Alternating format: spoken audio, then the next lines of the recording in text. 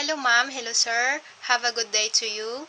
My name is Early Galam, 37 years old, married, and I have 3 children. My eldest son is 9, my second son is 7, and my daughter is 4 years old. I graduated as a Bachelor of Science in Accountancy in 2001.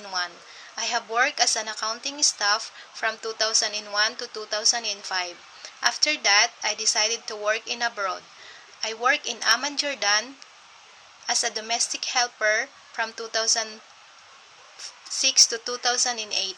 My main duties there were doing the household chores, taking good care of the young children, marketing and cooking with my madam, and car washing as well. After my 2 years contract, I decided to go home and to get married.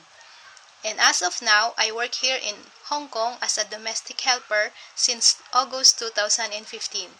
My main duties here are doing the household chores, taking good care of the 2-year-old girl, marketing, cooking, and car washing. I hope you can choose me as your helper or nanny.